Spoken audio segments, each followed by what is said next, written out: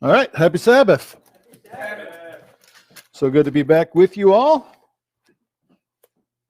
We're diving back into the series I started on understanding the Bible, basically getting an overview of the book of books.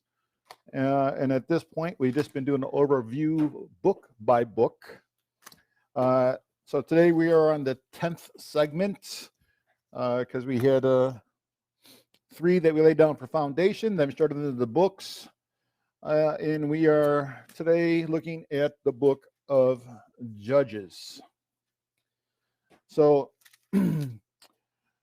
we have been seeing, beginning from creation, coming forward, God's working originally with our forefather Adam breaking covenant, the fall, him giving a promise of redemption.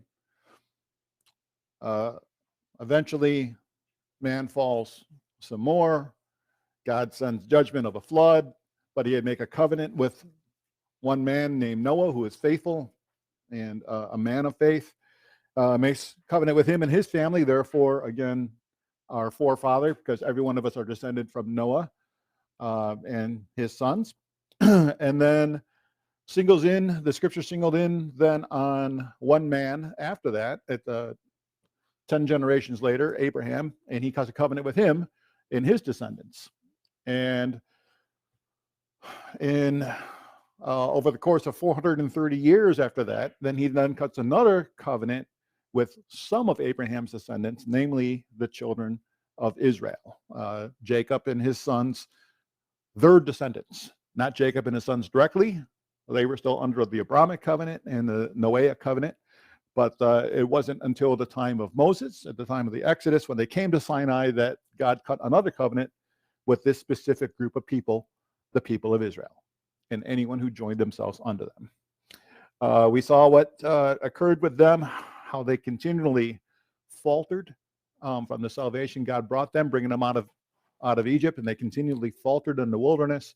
Yet God stayed faithful to his promise to bring them in. Because ultimately, he has an overarching reason to lead up to our Savior, who is going to come through that line. And so he endured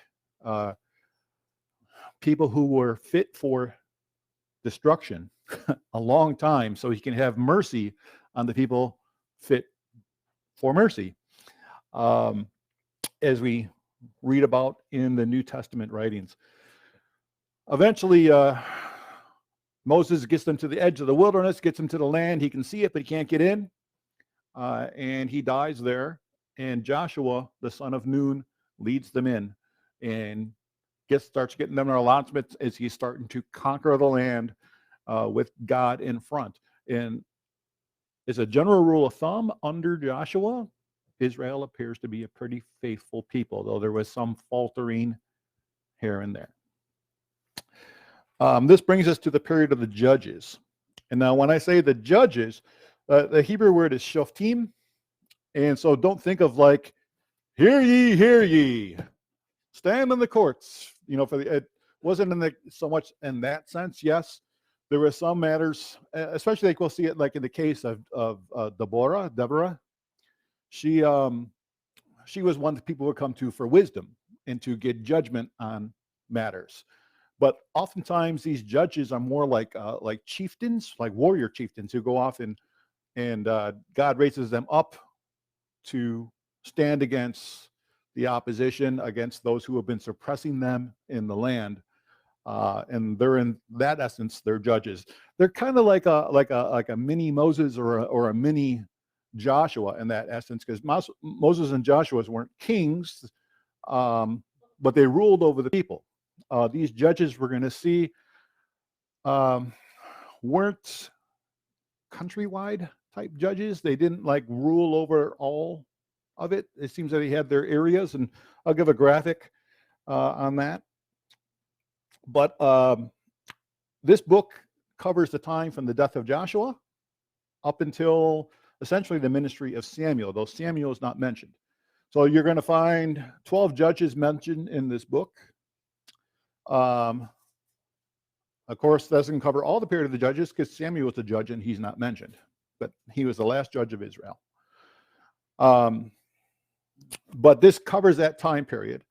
What that time period is, again, there's variations on understanding of what that is. I'll go into a little bit about that in a moment. But as I said, when I first started this series, I think it was in message number 1, I gave a little synopsis of each of the books. And I said, the book of Judges is the sin cycle. And so we're going to see that sin cycle again and again, excuse me, here in the book. As far as the timing, there's some people who think there's discrepancy. Again, I don't want to spend too much time on this type of stuff because in the book of Acts, the King James says, the God of this people of Israel chose our fathers, this is Paul speaking, and exalted the people when they dwelt as strangers in the land of Egypt. With a high arm brought he them out of it. In about the time of 40 years suffered he their manners in the wilderness. And when he had destroyed 7 nations in the land of Canaan, he divided their land unto them by lot. And after that, he gave them judges about the space of 450 years until Samuel the prophet. Okay, so it appears, well, the way the King James reads, that after he divided the land and gave them this, then for about 450 years, he gave them judges up until Samuel the prophet. So basically, Joshua comes in, Joshua dies, then 450 years pass, and is now at the time of Samuel the prophet. However, if that understanding is true, then there's a problem because 1 Kings 6, verse 1 says, it came to pass in the 480th year after the children of Israel were come up out of the land of Egypt, in the 4th year of Solomon's reign over Israel, in the month of Ziph, which is the second month, he began to build the house of the Lord. How could it be 450 years of judges if it's only 480 years from the Exodus until the 4th year of Solomon's reign? There's just not enough time for 450 years of judges. Like I said, I'm not going to belabor us. I'm not going to get, this is more of an overview, but do realize there are answers for this. One of which is simply some of these some scriptures are rendered that he then after the space of about 150 years, then he gave them judges. It's a matter of the word order. And the Greek can read that the 450 years is saying basically from the time he chose the fathers until the time of the judges is 450 years. Because remember, from the promise to Abraham until the Exodus was 430.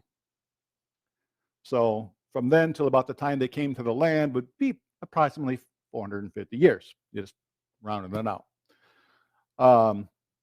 Now we do know in Judges 11, this is during the judgeship of Jephthah, that Israel has dwelt in Heshbon, in all her towns, in Aroer, in her towns, and all the cities that be along the coast of Arnon, 300 years. So why didn't you recover them within that time? So he's having this discourse with neighboring peoples. But here in the time of Jephthah, he's saying Israel has been there 300 years. So this is more in the line of the timing of judges than the 450 years misunderstanding that people have based on Acts. All right. Like I said, I'm not going to get too in depth with it. I borrowed this chart from the ESV Study Bible because essentially what we're going through here is judges. There's judges, some that are more major judges that you probably heard about, and some you probably haven't heard about. Othniel, Ehud, Shamgar. Most people haven't heard of Shamgar, or of course you've heard of Deborah, right? Gideon. Most people haven't heard of Tola, maybe Jer, Jephthah, yes. Isban, Elon, Abdon, or Samson. No one's heard of him, right? So these were people raised up from different tribes. Othniel from Judah, Ehud from Benjamin, Shamgar doesn't say. Deborah from Ephraim, Gideon from Manasseh, Tola from Issachar, Yer from Gilead, Manasseh, Jephthah from Gilead, Manasseh, Ibzan might be Judah or Zebulun. Elon is Zebulun. Abdon is Ephraim, and Samson's from the tribe of Dan. And at different times, they had different oppressors going on. And then there'd be times of oppression and then periods of rest that are going to be thrown in throughout the text. So they had Mesopotamians, Moabites, Philistines, Canaanites, Midianites, Ammonites, Philistines, different groups at different times, sometimes even at the same time, because again, depending on the area of what was going on. We know by the time the book of Judges wraps up and we come into the period of the kings, we know that Philistines are still like a thorn in their side. It's something that's going on during the time of Samuel, all the way into David, where David is fighting against some well-known Philistine army guys, one who was quite large. So again, these are from the ESV Study Bible. It's important, just like I said, when we're building in the message about building the book, to understand what was the book at different times in what they had with Scripture. It's also understand that what we thought of as Israel wasn't all conquered yet.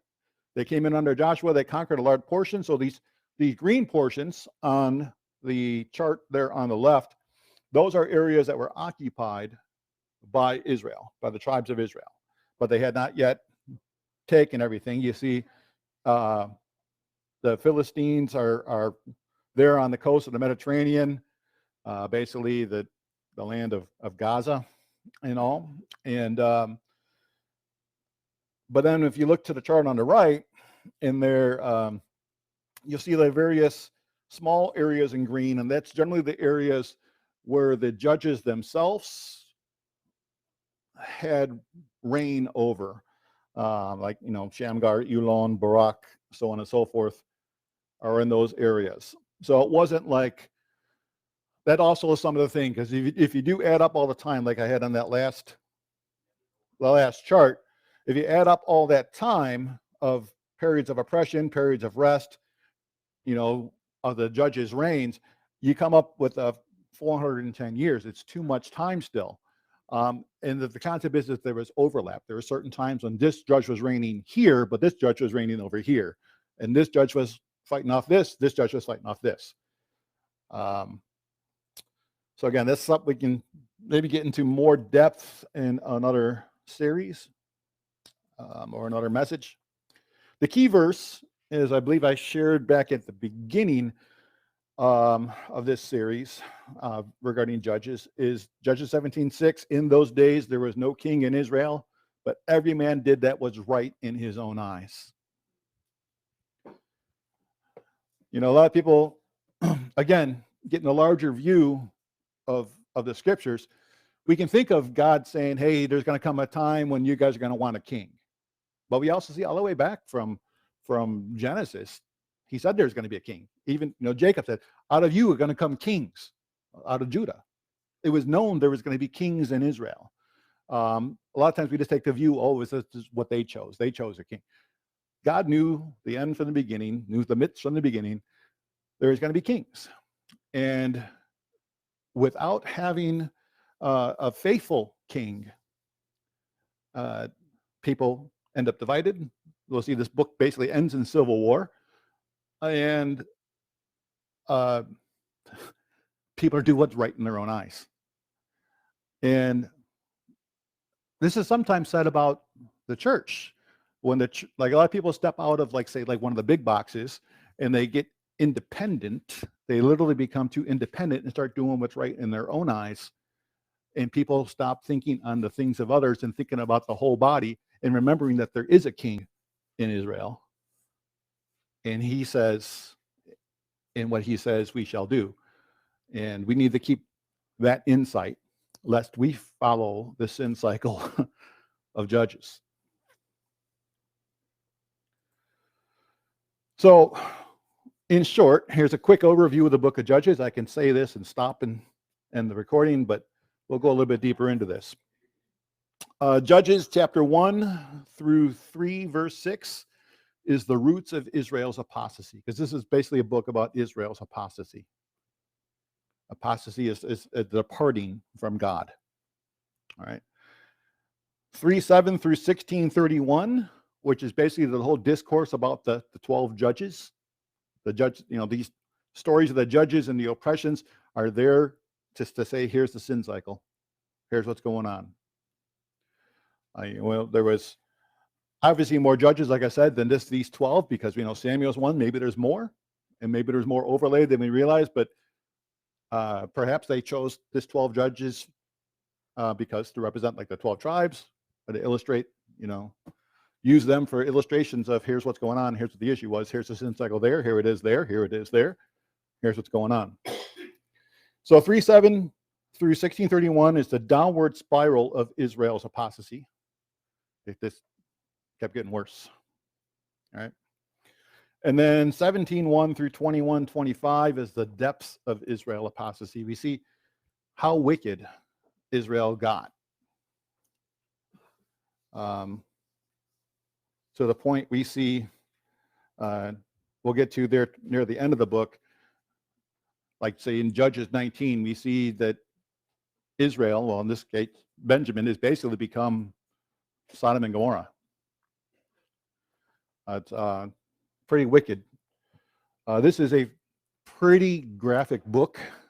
It definitely pulls the clothes off of Israel and exposes their nakedness and their wickedness to all. It is really a no holds barred look at how wicked and shameful men are when they turn from the living God.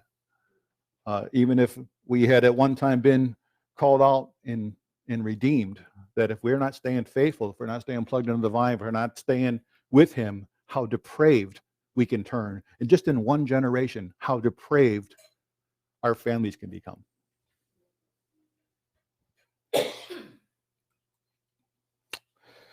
So in Judges 1 through 2, to 2:5, this is a breakdown of the roots of Israel's apostasy. We see that the prelude to apostasy was the incomplete conquest. Because Joshua came in, and we showed in that graphic, they hadn't conquered all the land. And when Joshua died, they still had more stuff to do. And God was still working with them and sending them out to go in battle, just as he done under Joshua. But they didn't complete the conquest. And so this is the prelude to apostasy. All right. And again, this should give us insight. We've talked about this several times over several years. I give the examples about if we have God out in front of us, like thinking back to the battles in the wilderness, when they would put the Ark of the Covenant in front of them and God says, go, they would slaughter their enemies. They could stand against everything, anything, things that seemed impossible, they were able to do it. But when they would not hearken unto God and they would choose their own way, they would be slaughtered. Or if they say, hey, we're not going to go what you said, and then, now we're going to give a glimpse and make a liturgy of putting the ark in front of us and going, God's like, I'm not with you. You can't falsely follow me. All right. And so we need to learn, like Israel had to learn, that they had to put their enemies to death. Right? Because when you don't put your enemies to death and you leave them there, you say, well, I can hold on to this one or hold on to that one. Those things are going to grab a hold of us. We're supposed to bring everything subject to him. All right. So, as I said, Judges picks up right where Joshua basically left off. After the death of Joshua, it came to pass that the children of Israel asked the Lord, saying, who shall go up for us against the Canaanites first to fight against them? And the Lord said, Judah shall go up. Behold, I have delivered the land into his hand. And Judah said unto Simeon, his brother, come up with me into my lot, that we might fight against the Canaanites. And I will likewise go with you in your lot. So Simeon went with him, and Judah went up, and the Lord delivered the Canaanites and the Perizzites into their hand, and they slew of them in Bezek 10,000 men. And they found Adonibezek in Bezek. He was the king. My Lord is Bezek.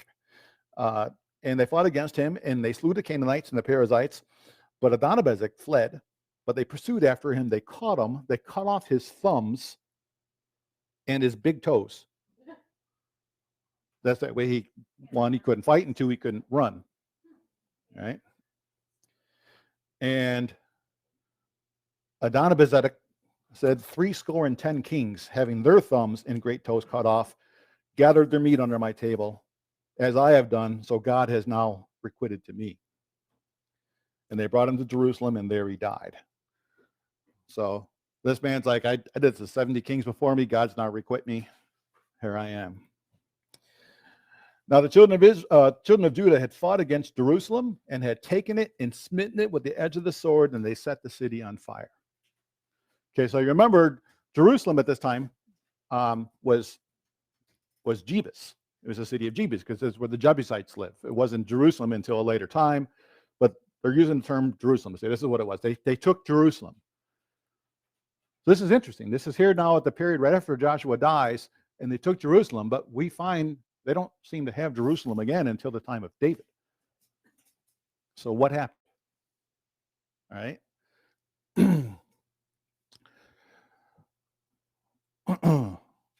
It's interesting too that he begins with Judah. You know, Judah, you go off and do this. And so here, this is in the south. They're having a victory here in the south. Judah's in the south, and they're having victory. Afterward, the children of Judah went down to fight against the Canaanites, and that dwelt in the mountain, in the south, in the valley.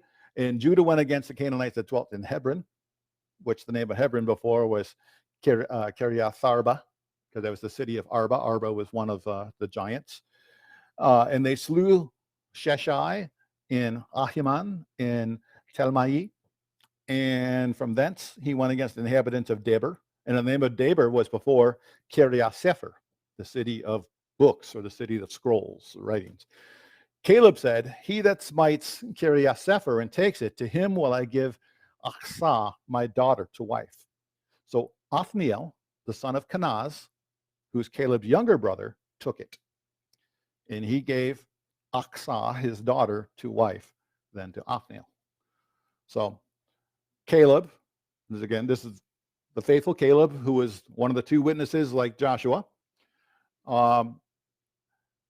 Here he gave his brother Kenaz son Othniel. Yeah, his nephew. He gave his nephew his daughter to wife for Othniel's faithfulness to go off and take the city of Debir. Okay, so Othniel is Caleb's nephew. So he did this, and she came to him, and she was moved to ask of her father for a field, and she got off her donkey. Caleb said to her, what do you want? And she said, give me a blessing, for you've given me a south land, give me also springs of water. And so Caleb gave her the upper springs and the other springs, and the children of the Kenite, Moses' his father-in-law, went up out of the city of palm trees with the children of Judah into the wilderness of Judah that lies on the south of Arad, and they went and they dwelt amongst the people. So the children of the Kenite, who is Moses' father-in-law. Who is that? Who is Moses' father-in-law? Jethro. Also known, we'll see in this book, he's also known as Hobab, or Hobab. Yeah. And so they went up out of the city of palm trees. You know what that city of palm trees is? That's the first city they took in Israel. Jericho. Yes. So they came out of the city of palm trees, and they went and dwelt among the people. So Judah went with Simeon his brother, and they slew the Canaanites and inhabited Zephath, and they utterly destroyed it. And the name of the city was called Hormah. And Judah took Gaza with all the coast thereof, and Ashkelon with the coast thereof, and Ekron with the coast thereof. And the Lord was with Judah. So whose land did Judah just take? Oh, no, but he came in, he took Gaza, and he took Ashkelon. What pagans live there? Ekron? That's the land of the Finkelsteins, yeah, the Philistines. And the Lord was with Judah, and he drave out the inhabitants of the mountain, but could not drive out the inhabitants of the valley because they had chariots of iron. Who? The Lord couldn't drive them out? No. Judah didn't drive them out in their battle.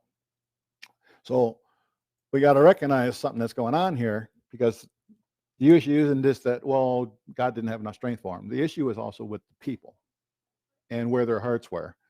Oh, they have chariots of iron. I think it was like the 10 witnesses going on here. And we're going to see that concept here. So they gave Hebron to Caleb, and as Moses had said, and he expelled thence the 3 sons of Anak. And the children of Benjamin did not drive out the Jebusites that inhabited Jerusalem, but the Jebusites dwelt with the children of Benjamin in Jerusalem unto this day. So again, let me say here with this unto this day portion, this was obviously not written as a moment-by-moment diary of what this is happening. This is written after this period happened. As I shared at the start of this series, it's generally believed that the writer of this book was Samuel, that Samuel had collated all the information, and here's this the case up into this day. So the house of Joseph, they went up against Bethel, and the Lord was with them. And the house of Joseph sent to describe Bethel. The name of the city before was Luz, and the spies saw a man come forth out of the city, and they said to him, show us, prepare you the entrance of the city, and with the edge of this, and we'll show you mercy. And so he showed them the entrance of the city. They smote the city with the edge of the sword, and they let go of the man and his family. And the man went to the land of the Hittites and built a city and called the name thereof Luz, which is the name thereof to this day. So he left, made his own new city of Luz over with the Hittites. But Manasseh didn't drive out the inhabitants of Beit Shan and her towns, nor Tanakh and her towns, nor the inhabitants of Dor and her towns, nor the inhabitants of Iblim and her towns, nor the inhabitants of Megiddo and her towns. But the Canaanites would dwell in that land.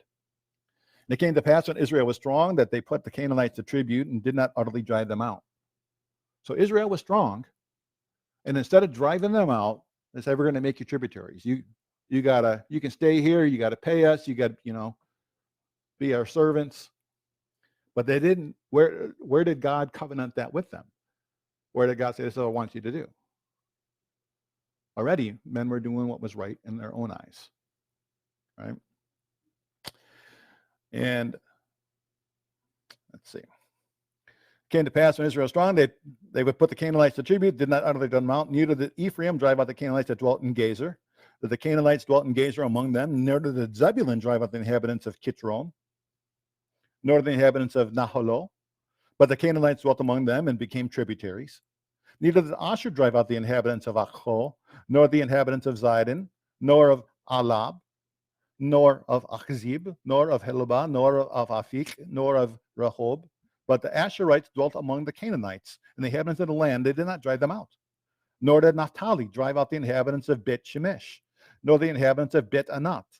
But he dwelt among the Canaanites, and the inhabitants of the land. Nevertheless, the inhabitants of Bet Shemesh and of Bet Anat became tributaries to them. And the Amorites forced the children of Dan into the mountain, for they would not allow them to come down to the valley. But the Amorites would dwell on the Mount Herez, Aijalon, and Shaalbim. And the hand of the house of Joseph prevailed, so that became tributaries. And the coast of the Amorites was from there going up Akrabim, from the rock and upward. So as we're reading through here, we're finding all the failure of the tribes to do what they were told to do, what they had been told even 40 plus years earlier to do. Here, they're now failing to follow through.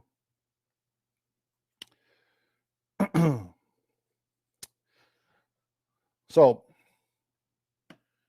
as an angel of the Lord came from Gilgal to Bochim and said, I made you go up out of Egypt. I have brought you into the land which I swore to your fathers. And I said, I will never break my covenant with you, and you shall make no league with the inhabitants of this land. You shall throw down their altars, but you have not obeyed my voice. Why have you done this? Wherefore I said also, I will not drive them out from before you. They shall be thorns in your sides, and their gods shall be a snare unto you. Now, is this the same God we serve? Is there a variance or shadow of turning in him? Is he the same yesterday, today, and forever? All right. So, when he says of them, he says unto us as well. He will never break his covenant with us, right? He is faithful. He is not a liar. He will never leave us or forsake us. But he's also told us, in essence, to not make league with inhabitants of this land, to not make league with this world, with worldliness. And if we do, if we make league, well, I'm going to serve you and serve this and serve that. And he says he ain't going to give you the power over those things then. He's going to leave them there to be a thorn in your side and gods that are a snare to you. If you wonder why you might find yourself in the sin cycle, here's your sign. Here's your sign. It came to pass when the angel of the Lord spoke these things, these words unto the children of Israel, the people lifted up their voice and they wept. And they called the name of that place Bochim, and they sacrificed there unto the Lord. So I have in there how the word for wept is Baka. And they call that place Bochim, the place of weepings. Right? They heard what he said. You guys have failed. You guys have fallen short, and you're falling short to the point. I'm going to have you learn. I'm going to have you learn. As you say, you want these things to be your gods. I'll give you over to them. That's what you want. Over and over through the scriptures, he says he'll give us over to what we decide. We have free will. He sets before us life and death. If you want to choose something else to be your source of joy, your source of comfort, your source of consolation, your source of friendship, your source of love, your source of anything, he'll give you over to it. And you will be ensnared, and you'll have a thorn in your side, and you'll find yourself oppressed. Right? Another way to describe this period here, these first couple chapters here, is Judges 1:26-36 was basically a limited success, the results of compromise. We saw what the tribes says they got this, they conquered this, they conquered this, but they didn't get this, they didn't get this. It was a limited success because of compromise. And then from there, what we just read here, well, you have a limited future. That's the effort you want to put in. This is what you want to do. This is what your hearts want to serve. Your future is limited.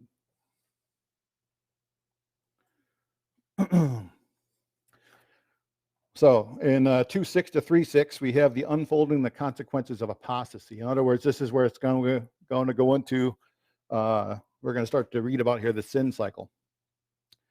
So when Joshua had let the people go, the children of Israel went every man to his inheritance to possess the land. The people served the Lord all the days of Joshua and all the days of the elders that outlived Joshua, who had seen all the great works of the Lord that he did for Israel. Right? This is, again, why it's important that we share what God does in our lives with others, especially with the next generation, so that they know there is a God who lives and moves and cares about our lives and gives us power over sin,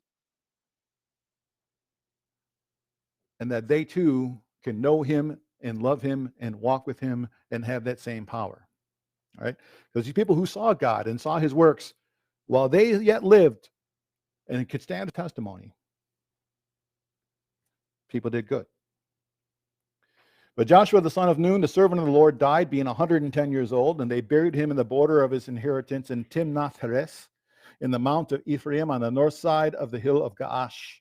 And also all the generation that were gathered through their fathers, there arose another generation after them which knew not the Lord, nor yet the works which he had done for Israel. Sad. Everything that God did in all this time, these people are now ignorant of. Was God not still dwelling amongst them? Interesting thing, why I say that, in the book of Judges, we cease to read about the tabernacle. We cease to read about God being amongst them. Because remember, the whole 40 years, we're reading God's here in the midst. God was doing this. God was saying this. We're not reading that in the book of Judges. We're not reading about him at the camp, in the fire, and the smoke, or we're not reading it there. He'll raise up a prophet. He'll send an angel.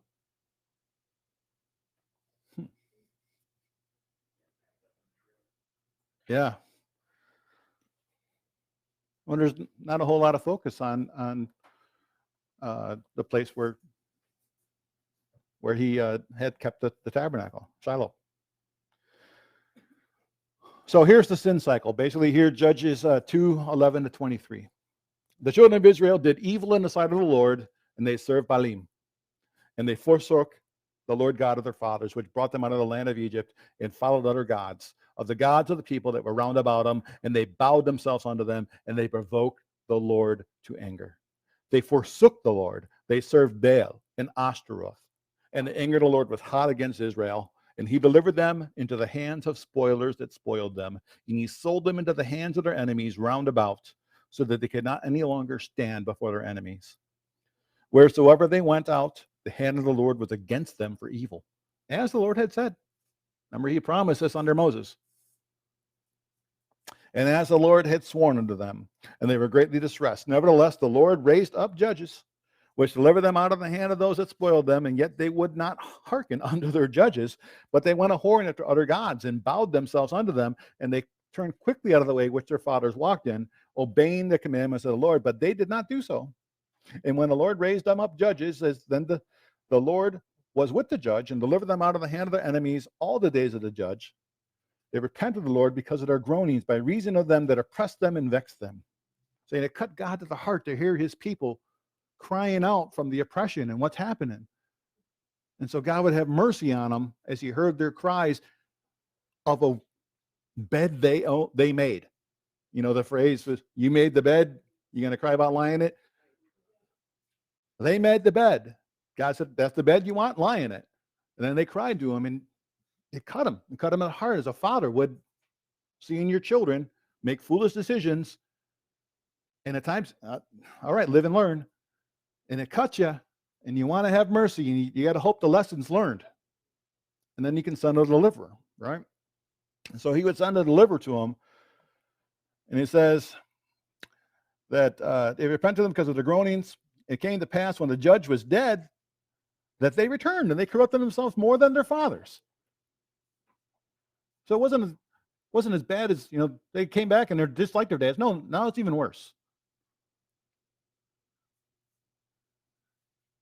And following other gods to serve them, to bow down to them, they ceased not from their own doings, not from their own stubborn way. The anger of the Lord was hot against Israel. And he said, because that this people has transgressed my covenant, which I commanded their fathers, and have not hearkened unto my voice, I also will not henceforth drive out any more of them from the nations which Joshua left when he died, that through them I may prove Israel, while they will keep the way of the Lord to walk therein, as their fathers did keep it, or not.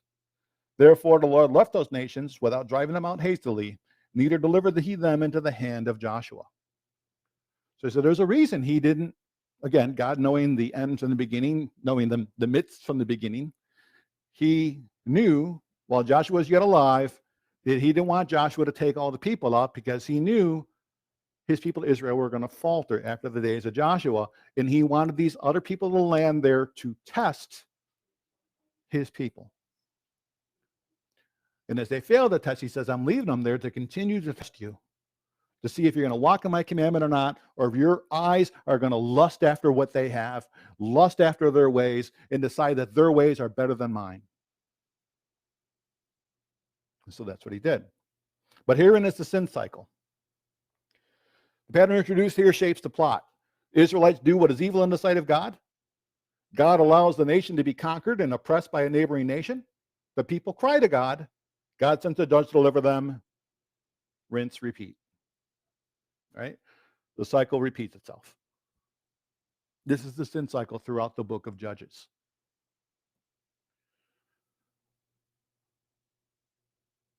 There's a fine mirror to look in and say, is this cycle occurring in my life?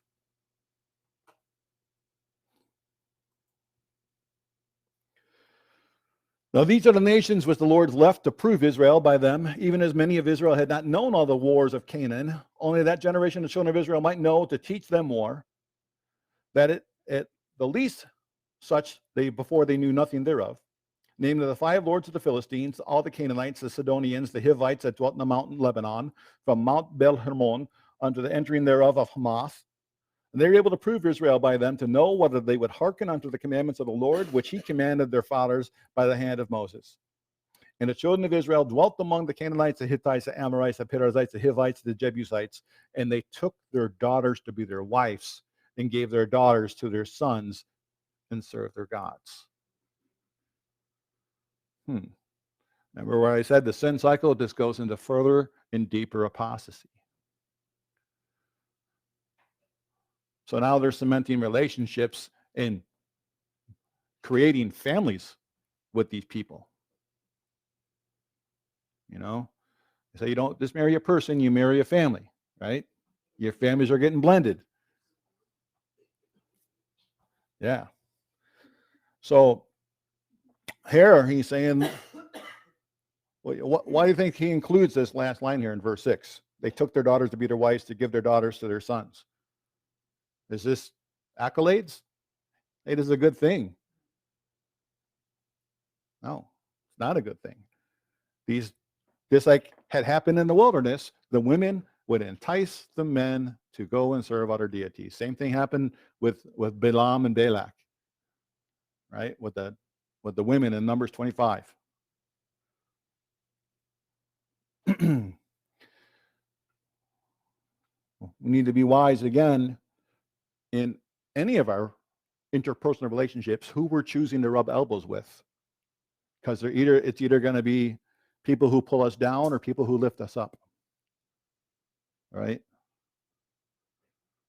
Now, as the body of Christ should be people who are building you up. It's the world who's going to want to pull you down. So be careful on who you say are your friends, your best friends, your boyfriend, your girlfriend. Yes. Can God work through things where people come into marriages like this? Yes. Can God work through friendships with that? Yes.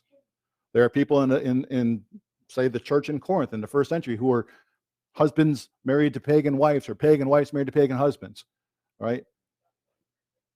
Christian wives married to pagan husbands. It can happen. It can, but it's a hard road. And it'd be much like what was just described of having the people of the land left with you to be thorns in your side, right? Because that's what it is. It's a hard road when you're having someone who's not of the same mind, because Amos 3:3 says, how can two walk together except they be agreed? And the concept is if they're not agreed on where they're going, you can't walk together. If you say, hey, how about we walk together? Okay, and we start walking, and one starts walking west and one starts walking east. Well, wait a second. I thought we were going to walk together. Well, yeah, I'm heading for California. Well, yeah, I'm heading for New York. Well, then you can't walk together. If you're not walking to the same place, you can't walk together. And so unless your friend or boyfriend or girlfriend is walking for the kingdom, there's going to be a compromise on one side or the other, right? Because you can't walk together if you're not walking for the same place.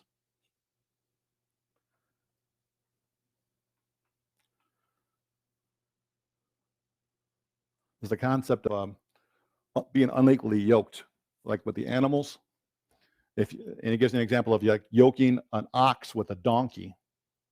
It's a clean and an unclean animal yoked together, and they're going to fight against each other as they go, and they're locked together. And the stronger beast is going to end up snapping the neck of the weaker beast eventually. It's not a good illustration or path that we want to see. So from here, the book of Judges takes us into snippets, some longer, some short, some quite short, like one verse, of 12 judges in this period. Again, showing the downward spiral of Israel's apostasy. So Othniel, we just read about him. Who's Othniel? You guys remember? He is Caleb's brother, Kenaz. So he's Caleb's nephew. Okay. So Judges 3:7-11 says, the children of Israel did evil in the sight of the Lord and forgot the Lord their God and served Baalim and the groves, and therefore the anger of the Lord was hot against Israel. And he sold them into the hand of Cush on Mizraim. And that means Cush So he's a Cushite, double wickedness. Rishathaim. He's the king of Mesopotamia. And the children of Israel served Cushan-Rithaim 8 years. And when the children of Israel cried unto the Lord raised up a deliverer to the children of Israel, who delivered them, even Othniel, the son of Kenaz, Caleb's younger brother. And the Spirit of the Lord came upon him. He judged Israel and went to war. And the Lord delivered Cushan-Rishathaim, the king of Mesopotamia, unto his hand. And his hand prevailed against Cushan-Rishathaim. And the land had rest for 40 years. And then Othniel, the king, or the son of Kenaz, died. What do you suppose happened next? Don't answer. We'll get there shortly. So, do you guys notice the sin cycle here? The children of Israel did evil in the sight of the Lord, forgot the Lord their God, served Baalim in the groves. Therefore, the anger of the Lord was hot against Israel. He sold them under the hands of, in this case, fill in the blank, Cushan, the children of Israel served him, fill in the blank, because there's going to be the same story over and over throughout here. The children of Israel cried unto the Lord. The Lord raised up the deliverer to the children of Israel, who delivered them. The Spirit of the Lord came upon him. He judged Israel. He went out to war. The Lord delivered whoever the oppressor is into the hand of the judge, and his hand prevailed against the oppressor, and the land had rest however many years, and then that judge would die. This is the same cycle, okay? So this is what's being told throughout the book of Judges. It's the same thing. It's not always spelled out, but it's there. It's the same cycle over and over. This is, again, why Paul tells us in Romans that God had mercy on the vessels that were fit for destruction, so he can have time to have, he endured them for a long time, it says, so he can have time to have mercy on the vessels of mercy. Right? Israel was quite often hard-hearted and stiff-necked against God. They wanted to fit in amongst the people. They didn't want to be different. Remember, Israel was supposed to be a very different people. You're unique people. You're going to be strange. You're going to be different from all these other people. And they wanted to be like their people. They wanted to dress like them, act like them, have kings like them, live like they live. Oh, they fornicate. I want to fornicate. They do this. I want to do that. They party. I want to party. And they looked to them and tried to imitate them. That's where their hearts were. Their hearts lusted after what their eyes saw. They didn't find completeness in Christ that was with them, in God. They didn't find their joy, or that they had all they needed in him.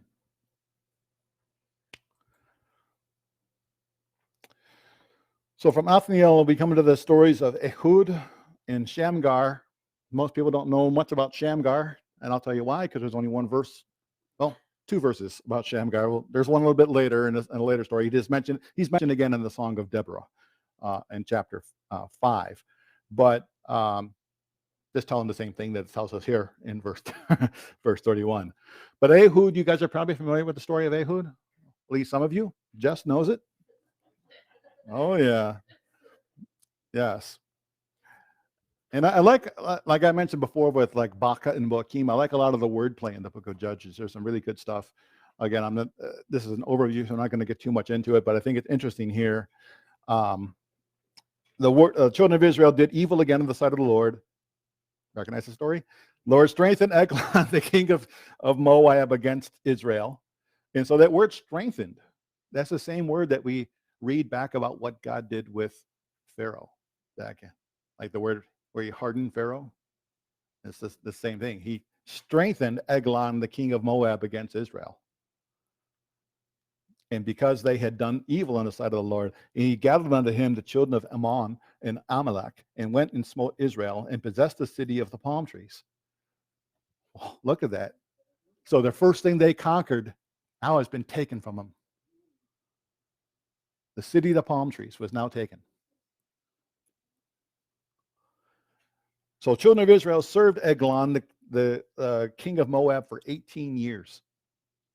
But when the children of Israel cried unto the Lord raised them up a deliverer, Ehud, the son of Gera, a Benjamite, a man left-handed. Okay. Do you guys get the little funny there? He was a Benjamite, a man left-handed. What's Benjamin mean? Son of my right hand. But he was a left-handed man. He was a Benjamite, a man left-handed. And by him, the children of Israel sent a present unto Eglon, the king of Moab. But Ehud made a dagger, which had 2 edges of a cubit length, and he hid it under his clothes on his right thigh. And he brought the present to Eglon, the king of Moab, and Eglon was a very fat man. And when he had made an end to offer the present, he sent away the people that bare the present, but he himself turned again from the quarries that were by Gilgal. And he said, I have a secret errand unto you, O king. He said, keep silence. And all that stood by him went out from him. And Ehud came unto him, and he was sitting in the summer parlor which he had for himself alone. And Ehud said, I have a message from God unto you. And he rose out of his seat, and Ehud put forth his left hand, and then took the dagger from his right thigh and thrust it into his belly. And the haft went in after the blade, and the fat closed up around the blade, so he couldn't draw the dagger out of his belly. And then the dirt came out. Yes, his belly, his guts, the poop in him and everything. Yes. Like I said, this is a pretty graphic book. Pretty graphic book. And Ehud went forth unto the porch and shut the doors of the parlor upon him, and he locked them. So he just stabbed this fat king in the belly so deep that the whole hilt went in, the fat went around it, his guts spilled out. He closed the doors, and I'm going exit stage left. And got out. So a little bit more story. We'll jump ahead. He says, then he was gone out. His servants came, and when they saw that, behold, the doors of the parlor were locked, they said, surely he's covering his feet in the summer chambers. In this instance, covering his feet doesn't seem to mean what it was with the whole instance with Saul, where there it meant Saul was pooping. In this case, it seems like they thought he was sleeping.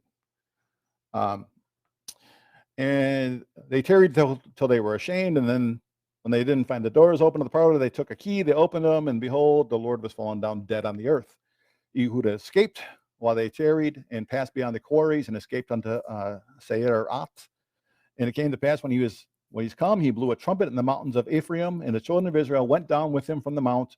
He before them said, follow after me, for the Lord has delivered your enemies, the Moabites, into your hand. And they went down after him and took the fords of Jordan from Moab toward Moab, and suffered not a man to pass over. And they slew of Moab at that time 10,000 men, all lofty, all men of valor. And there escaped not a man. So Moab was subdued that day under the hand of Israel, and the land had rest for 80 years.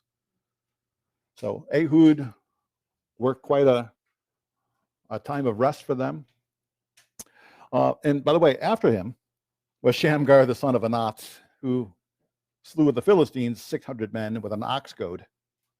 He delivered Israel. So Shamgar was something like a Samson, but not quite.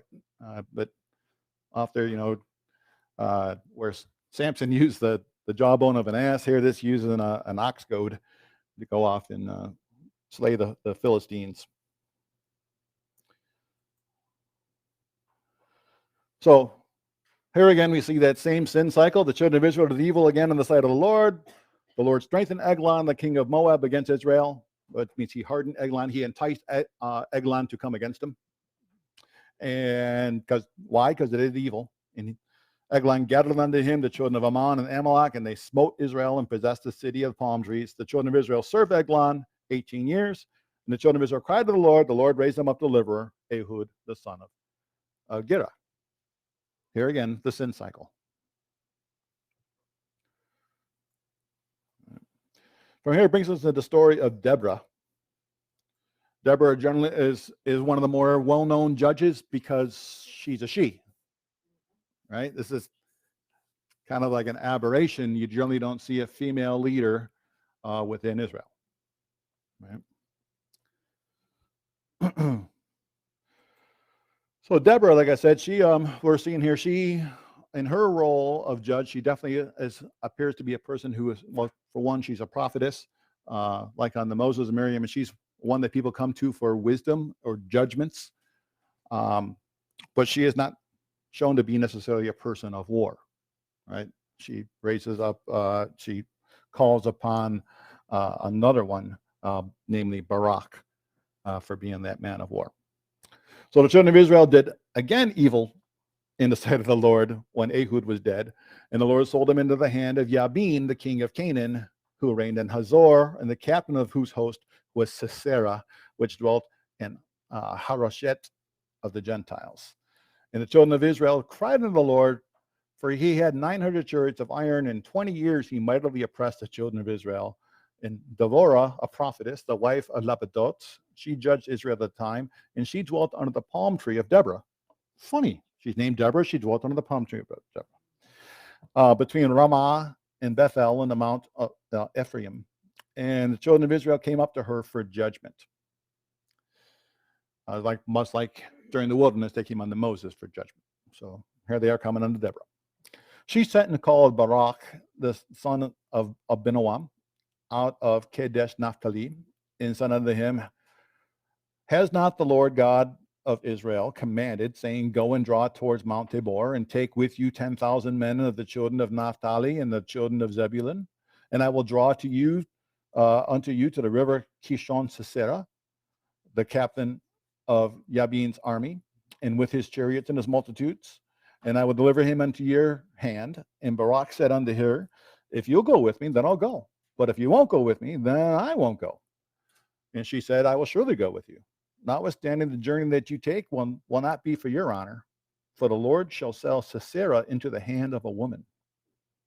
And Deborah arose and went with Barak to Kadesh, and Barak called Zebulun and Naphtali to Kadesh.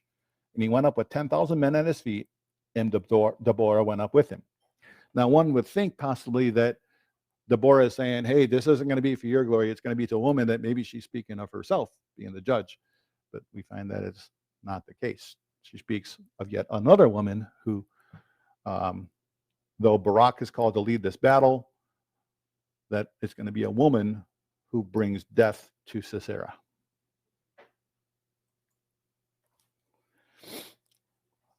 So Abel the Kenite, which was of the children of Hobab, this is the father-in-law. This is one we talked about Hobab before. He is Moses' father-in-law, also known as Jethro. So Eber the Kenite had severed himself from the Kenites, and he pitched his tent unto the plain of Zanaim. Okay, so it's given us this information. The Bible often does this. Will tell us a little snippet about something because it's going to be something that comes up later in the text. I'm going to explain to you who this guy is because it's going to come up here in a moment. All right. Because we're going to see it's going to be Heber's wife is the woman that Deborah prophesied about. Okay.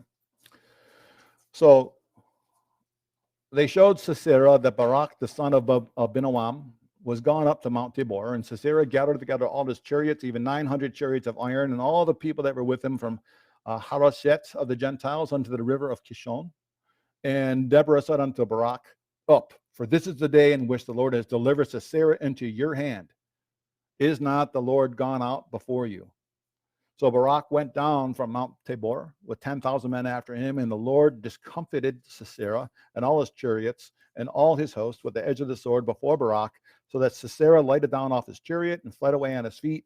But Barak pursued after the chariots and after the host unto the Hasheret of the Gentiles, and all the hosts of Sisera fell upon the edge of the sword, and there was not a man left. Howbeit, Sisera fled away on his feet to the tent of Jael, this wife of Heber the Kenite. So they're in battle. Barak comes after him. He gets to wipe out Sisera's army with his army, his 10,000 men, but Sisera takes off. And Sisera happens to be friends with a certain Kenite, right? And so I'm going to go to my friend's house. So says there was peace between Jabin, the king of Hazor, and the house of Heber, the Kenite. Yael went out to meet Sisera and said unto him, Turn in, my lord, turn in unto me, fear not. And when he had turned in unto her into the tent, she covered him with a mantle. She said, Give me, I pray, and he said unto her, Give me, I pray, a little water to drink, for I'm thirsty. So she opened a bottle of milk, gave him drink, covered him. And he said unto her, Stand in the door of the tent, and it shall be that when any man does come and inquire of you, say, Is there any man here? That you'll say no. So Jael, Heber's wife, took a nail from the tent, took a tent peg, and took a hammer in her hand, and went softly unto him and smote the nail into his temples and fastened it to the ground. He was fast asleep and wearied, so he died. All right? I told you, it's a pretty graphic, bloody book. All right? So Barak pursued Sisera. Yael came out to meet him and said unto him, Come, I will show you the man whom you seek. And he came into her tent. Behold, Sisera lay dead. The nail was in his temples.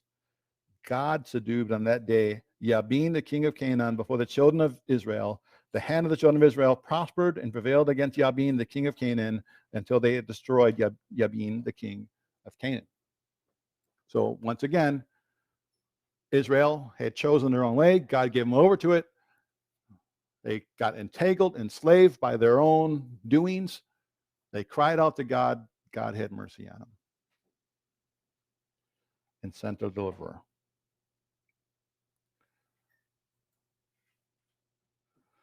Got that in there twice. So then in chapter 5 is the song, a duet of Deborah and Barak. Praise ye the Lord for revenging of Israel when the people willingly offered themselves. And so, and here she's praising God, but she's also praising some people who were willing to go up. And then the song condemning those who weren't willing, because we're seeing disunity in the body and not thinking on the things of others happening here in the body of Israel. And so Deborah and Barak are talking about that. You know, because I have here that again in red, my heart is toward the governors of Israel that offer themselves willingly among the people. You're talking about how the judges would be willing to do these things to go up, but it wasn't just the judges; other people would go up with them. And let me flip to the next part of the song.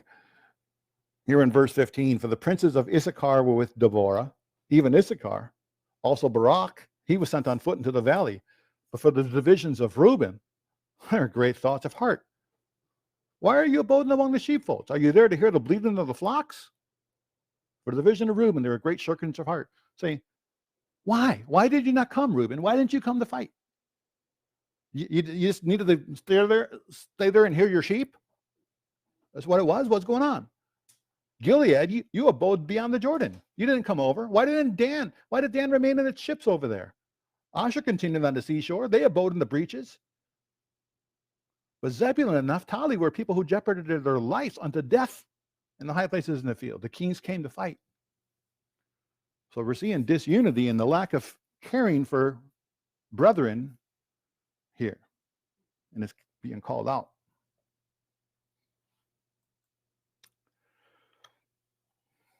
Like I said, I'm probably being a lot longer than I should be with this. I'm trying to be pretty brief, so I'm trying to get through this a little more overview. So Gideon, you guys are familiar with the story of Gideon? Gideon's, again, one of the more well-known judges. Here again is the story. The children of Israel did evil in the sight of the Lord, and the Lord delivered them into the hand of Midian 7 years, and the hand of Midian prevailed against Israel. And so the Midianites, they came in, they basically, it says, they destroyed all their crops. So they basically brought a famine upon Israel, forced them out of their homes, forced them to go live in caves and such. And they went against them. So Israel was the next red line there. Israel was greatly impoverished because of the Midianites, and the children of Israel cried unto the Lord. And it came to pass when the children of Israel cried unto the Lord because of the Midianites, that the Lord sent a prophet unto the children of Israel, said, Thus says the Lord God of Israel, I brought you up from Egypt, brought you forth from the house of bondage. I delivered you out of the hand of the Egyptians, out of the hand of all who oppressed you. I drave them out before you, gave you their land. I said to you, I am the Lord your God. Fear not the gods of the Amorites in whose land you dwell, but you have not obeyed my voice. So again, it's important that we get the fuller story of this, because I'm pretty sure each time when he's having mercy on them, he's reprimanding them as well, because whom the Lord loves, he chastens. He reprimands them first by allowing their enemies to rise up, or even provoking their enemies to rise up against them. And then when they're oppressed and they cry out, he reminds you, hey, I've saved you. I saved you. I saved you. I saved you. Still you haven't obeyed my voice. How many times has God saved you? All right. How many times has God saved you from your enemies who are oppressing you? From even things that you chased after? Has God redeemed you from it as you cried out to him for relief? Right? It's a reminder, hey, here's the issue. You didn't obey. This is a bed that you have made. So there came an angel of the Lord. They sat under the oak which was in Ophrah. And it pertained to Joash the Abiezrite, and his son Gideon threshed wheat by the winepress to hide from the Midianites. And the angel of the Lord appeared unto him and said unto him, the Lord is with you, you mighty man of valor. And Gideon said unto him, oh my Lord, the Lord be with us. Why is this all fallen upon us? Where be all his miracles which our fathers told of us, saying, did not the Lord bring us up from Egypt? But now the Lord's forsaken us. He's delivered us to the hands of the Midianites. And the Lord looked upon him and said, go in this thy might, and you shall save Israel from the land of the Midianites. Have I not sent you? And he said unto him, O my Lord, how shall I save Israel? Behold, my family is poor in Manasseh. I am the least in my father's house. And the Lord said unto him, surely I will be with you, and you shall smite the Midianites as one man. He said unto him, if now I have found grace in your sight, then show me a sign that you talk with me. Depart not hence, I pray you, until I come unto thee and bring forth my present and set it before you. He said, I will tarry until you come again. So Gideon went, made ready a kid, unleavened cakes of an ephah of flour, and the flesh he put in the basket, and he put the broth in a pot, and he brought it out unto him out of the oak, and he presented it. And the angel of God said unto him, take the flesh and 11 cakes and lay them upon this rock and pour out the broth. And he did so. Then the angel of the Lord put forth the end of his staff that was in his hand, touched the flesh and the unleavened cakes, and there rose up fire out of the rock and consumed the flesh and the unleavened cakes. And then the angel of the Lord departed out of his sight. And when Gideon perceived that he was angel of the Lord, Gideon said, alas, O Lord God, because I have seen the angel of the Lord face to face. And the Lord said unto him, peace be unto you. Fear not, you won't die. So Gideon built an altar there unto the Lord and called it Yehovah Shalom. Unto this day, it is yet in Ophrah of the Abiezrites.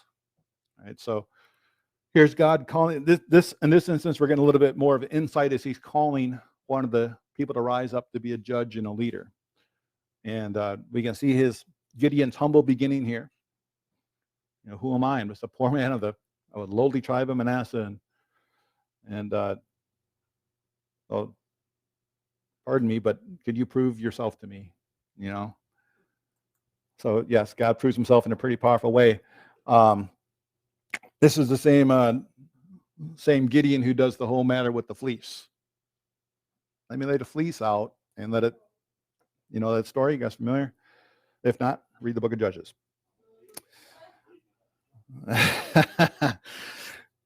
So Gideon was also known as Jerubbaal. All right. So one of the things that Gideon first did, I don't know if I recorded it in here. He went off. He had destroyed the altars of Baal. So Zerubbabel, who was Gideon, and all the people who were with him, rose up early and it pitched beside the well of Herod. And so the host of the Midianites are on the north side of them by the hill of Moreh in the valley. And the Lord said unto Gideon, the people that are with you are too many for me to give the Midianites into your hands, lest Israel vaunt himself against me, saying, my own hand has saved me. Saying, your army's too big, Gideon. I don't want you guys to think you did this because you have such a great army. Wither that army down. You got too much. And so he said, go to him and say to the people, whoever is fearful and afraid, let him return and depart early from Mount Gilead. And so 22,000 left. Who's fearful and afraid? Me. See ya. 22,000 left out of this army. And there is 10,000 left. So it's 32,000 people strong. And God said, that's too big. Who's afraid? 1/3 of them, over 1/3 of them, or 2/3. Over 2/3 of them were afraid. Okay, I'm going. And so the Lord said to Gideon, these people are yet too many. Bring them down to the water, and I'll try them there for you. All right. It'll be that of whom I say unto you, these shall go with you, the same will go with you. And whomever I say to you, don't go with you, don't go with, let them not go with you.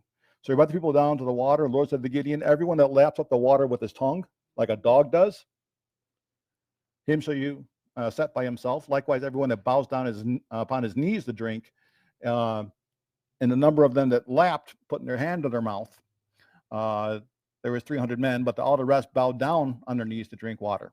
So the Lord said to Gideon, by the 300 men that lapped will I save you. Deliver the Midianites into your hand, and let all the other people go into their place. And so the people took victuals in their hands and their trumpets, and he sent all the rest of Israel, every man unto his tent, and retained those 300 men. And the host of Midian were beneath him in the valley. And it came to pass that same night that the Lord said to him, arise, get you down unto the host, for I have delivered it into your hand. All right, so whittle down an army from 32,000 to 300 men for them to realize it's not of you, it's not of your own arm, it's of me. You know, so all of these judges, they weren't the power that saved Israel. It was God and all these things. God was the deliverer.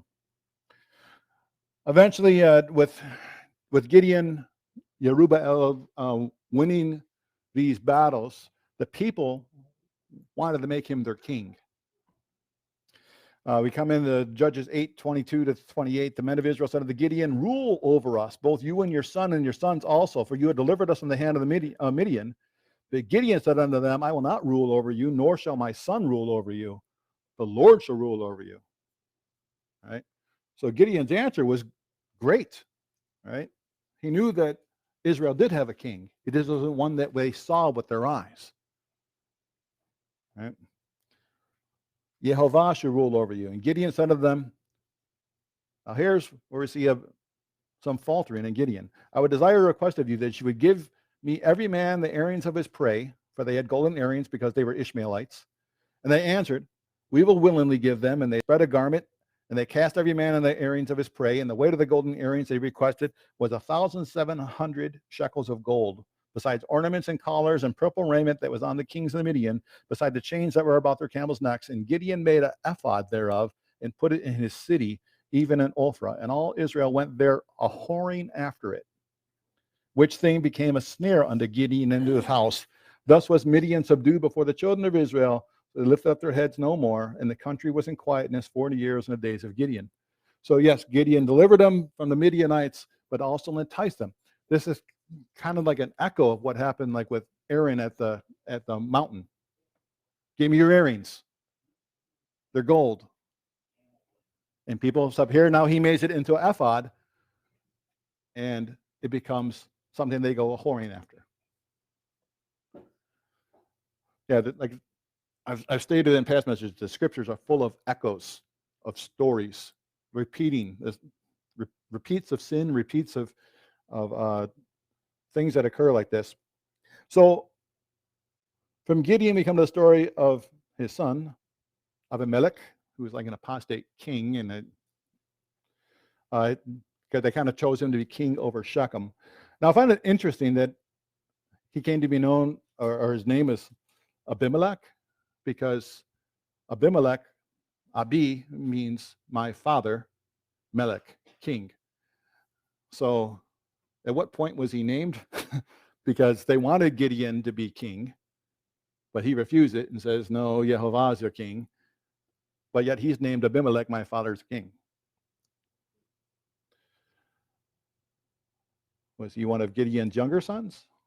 And Gideon had shifted in his theology? Don't know.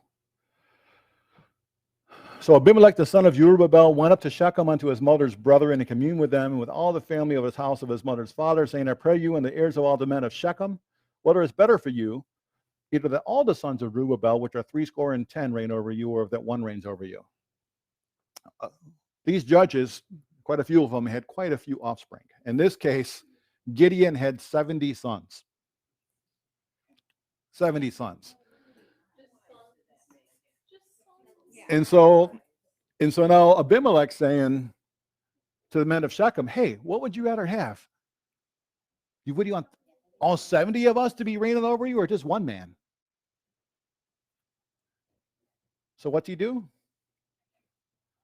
Hey, remember, I'm your bone and flesh. And his mother's brethren spoke of him in the ears of all the men of Shechem all these words, and their hearts inclined to follow Abimelech. They said, he's our brother. And they gave him 70 pieces of silver out of the house of Baal-berith, wherewith Abimelech hired vain and light persons which followed him. And they went to his father's house at Ophrah and slew his brothers, the sons of Jerubbaal, being 70 persons upon one stone. Notwithstanding, yet Jotham, the youngest son of Jerubbaal, was left, because he hid himself. All the men of Shechem gathered together, and all the house of Milo, and they went and made Abimelech king by the plain of the pillar that was in Shechem. So this guy, this conniver, like, hey, he really knew his dad said, hey, I will not be king, my son will not be king, Yehovah is your king. And now his son comes along, hey, do you want me and all my brothers, 70 people to reign over you? Wouldn't it be better if just one? Besides, I'm close with you guys. They're like, hey, you're right. They gave him money from Baal-berith to hire others, and then he went off and slew all his brothers, except for one who got to escape. And the youngest one, it was Jotham. So Jotham,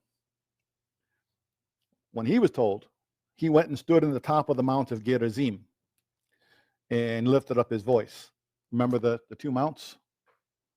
Right? So he stood up on Mount Gerizim. And he lifted up his voice and cried and said unto them, hearken unto me, you men of Shechem, that God may hearken unto you. The trees went forth on a time to anoint a king over them. And they said to the olive tree, reign over us. But the olive tree said unto them, should I leave my fatness wherewith by me they honor God and man, and go to be promoted over trees? And then the tree said to the fig tree, come and reign over us. But the fig tree said unto them, should I forsake my sweetness, my good fruit, and go to be promoted over the trees?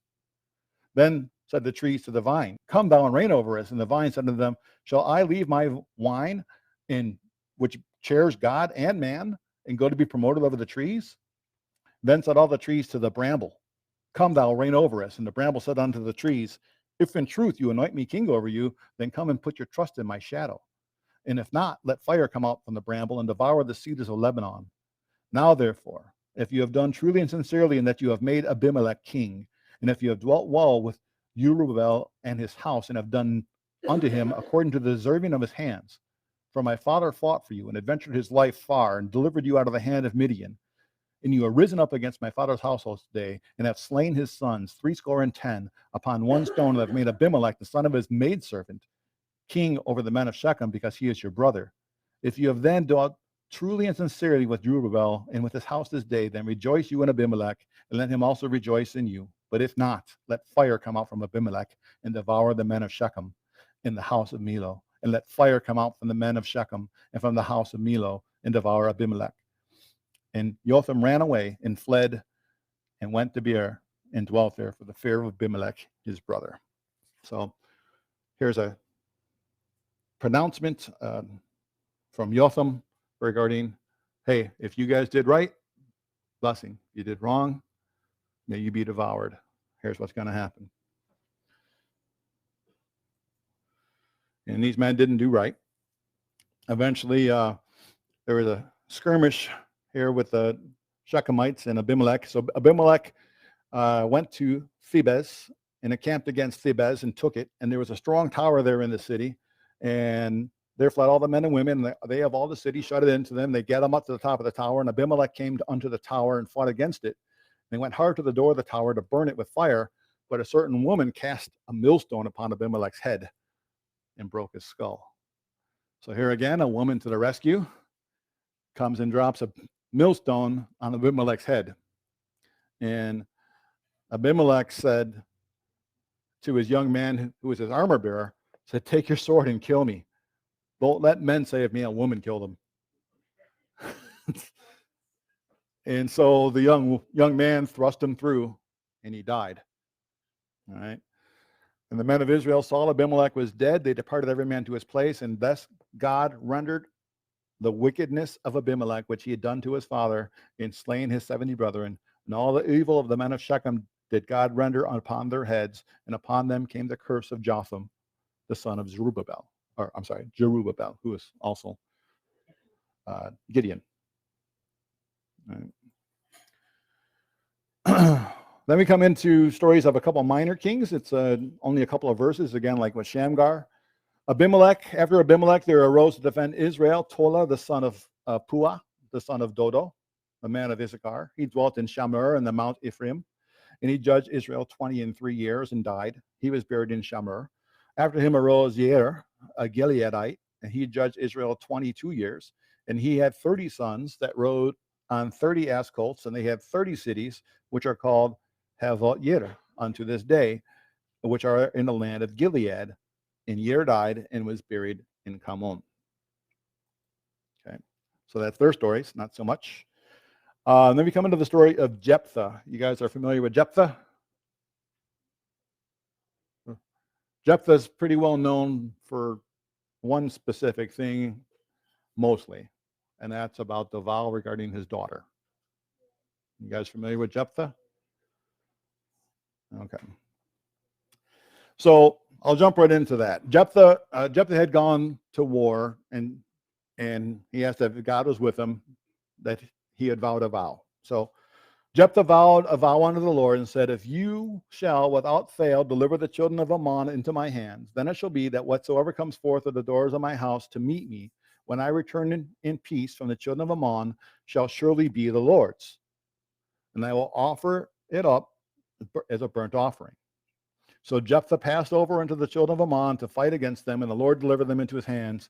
And he smote them from Aroer, even unto, you come to Minit, even 20 cities, and then unto the plain of the vineyards, in a very great slaughter. And the children of Ammon were subdued before the children of Israel. And Jephthah came to Mizpah unto his house, and behold, his daughter came out to meet him with timbrels and with dances. She was his only child. Beside her, he had neither son nor daughter. So unlike a lot of the other judges, this man had one offspring, his daughter. Okay. As a reminder how important it was that people had lineage to carry on their name. It's very important to a lot of people. That's why you see a lot of times the women who couldn't bear children, how they would cry out to God to bear them children, and God would often open their wombs and bless them in such ways. So this man had one heir. It was his daughter. So he made a vow to God that whatever comes out of my house will be the Lord's, and I'll offer it up for a burnt offering. Okay, so now with this, there's a lot of controversy about this. A lot of people believe that he burnt his daughter upon an altar under Yehovah. Okay.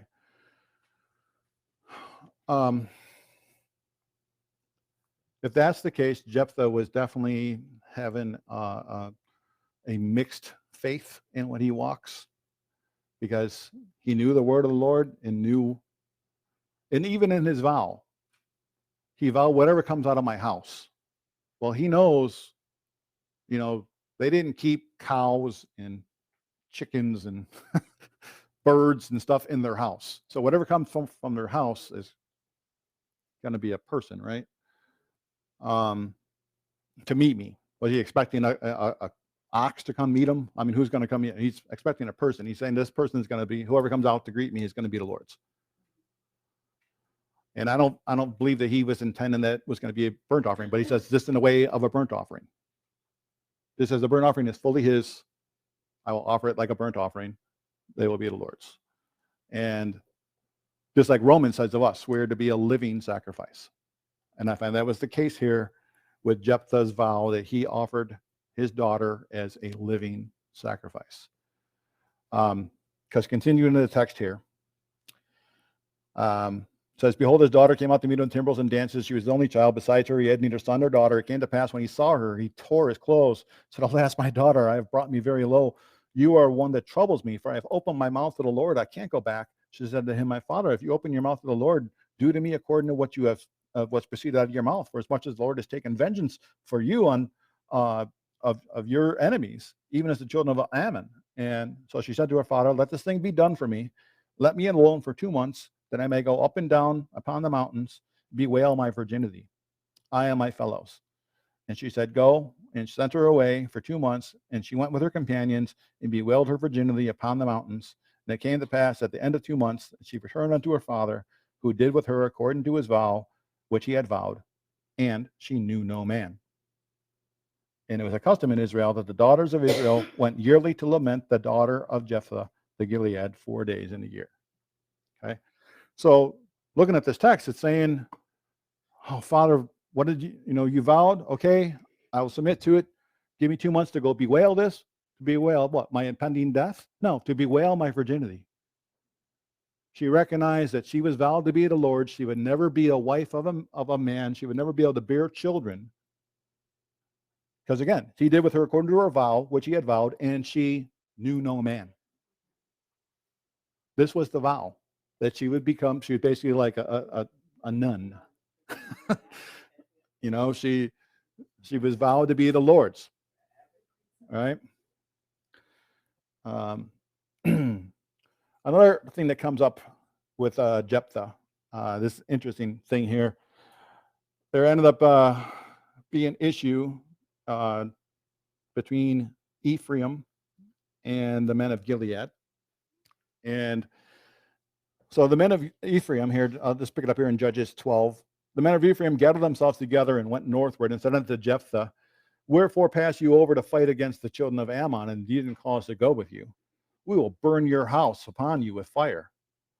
So Jephthah said to them, I am a people who are at great strife with the children of Ammon, and when I called you, you didn't deliver me out of their hands. And when I saw that you delivered me not, I put my life in my hands, and I passed over against the children of Ammon, and the Lord delivered them into my hands. Why are you then come up against me to fight? So he's saying, look, you guys want to give me issue now because, who are you? Why did you come through and not take us? I called out to you. You didn't care. You wouldn't listen. You didn't come fight with us. So we bypassed and we went. And now you're going to be angry and saying, why'd you bypass me? All right. And so then Jephthah gathered together all the men of Gilead, and they fought with Ephraim. And the men of Gilead smote Ephraim because they said, you Gileads are fugitives of Ephraim among the Ephraimites and among the Manassites. And the Gileadites had took the passages of the Jordan from before Ephraim. And it was so that when those Ephraimites which were escaped had said, let me go over, the men of Gilead said unto him, are you an Ephraimite? And if he said no, then they would say to him, say Shibboleth. And they would say Shibboleth, because they couldn't frame their mouth to pronounce that. They couldn't say the sheen, they can only say a scene. So they would say Shibboleth. Like, you gave yourself away. Remember like in the New Testament, like, surely these men are all Galileans, because their voice betrays them, their speech betrays them. Here, these men, their voices betrayed them. You're an Ephraimite? No. Yeah? Tell me Shibboleth. Shibboleth. So they took them, they'd slow them at the passages of the Jordan, and there fell at that time Ephraimites 42,000. 42,000 Ephraimites, because they couldn't say Shibboleth. They couldn't fool them. All right. And Jephthah judged Israel 6 years, and then Jephthah died and was buried in one of the cities of Gilead. See, again, here, and a lot of times people get hooked on phonics, but even here among the people of Israel, they had different pronunciations with things. They weren't hooked on phonics. So in this case, their phonics cost them their lives. From here, we come into 3 other minor judges. Ibzan, Elon, and Abdon. Again, this in a matter of verses. After him arose Ibzan of Bethlehem to judge Israel. He had 30 sons, 30 daughters, of whom he sent abroad, and took him 30 daughters from abroad for his sons. And he judged Israel 7 years, and then died Ibzan, who was buried at Bethlehem. Then after him, Elon, a Zebulunite, judged Israel, and he judged Israel for 10 years. And Elon, the Zebulunite, died and was buried at Ahilan in the country of Zebulun. And after him, Abdon, the son of Hillel, Pirathonite, judged Israel. He had 40 sons, 30 nephews, that rode on 70 asses of colts. And he judged Israel 8 years. And Abdon, the son of Hillel, the Pirathonite, died and was buried at Pirathon in the land of Ephraim in the mount of the Amalekites. So not much there of the story of what's going on, but I'm sure this same sin cycle that we've been reading about was happening in their days, and that's why they were raised up and sent, and that's why we see they had periods of peace during their things. After this, we come to the story of Samson. I did not include slides here about Samson because I'm pretty sure you're all pretty familiar with the story of Samson. Samson had many exploits. It's interesting that Samson was set up apart in his mother's womb as a Nazarite, and yet didn't appear to even adhere to that. We find examples of him drinking drink, like at feasts, getting drunk, things that he shouldn't be doing as a Nazarite. Find him touching dead things such as a lion to get the honey, various things that he should not be doing as a Nazarite. And it finally comes to the point when he gets his hair cut, that led to issues. I mean, he had other issues. You got to remember that these judges, especially as we get to this last one, weren't necessarily all great men. Samson did what was right in his own eyes. It says, like, when he chose the woman, he said he found one that was right in his own eyes. And contrast that with the rest of the book, because we're as we're going to come to here momentarily in Judges 17, about people did what's right in their own eyes. We had just saw this is the case with Samson, but continually when at the start of the sin cycle, what God say, it says that the children of Israel did evil in God's sight, in God's eyes. So in God's eyes, those are things you're going to remember. What is this in God's eyes? What is this decision I'm making in God's eyes? How is God looking at what I'm doing right now? How is God looking at the thoughts of my heart right now? I may perceive they're well and good. I might think this is something that I'm going to enjoy. I think I'm going to enjoy the pleasures of this or that. But what is it in God's sight? Is it evil, as it was with them?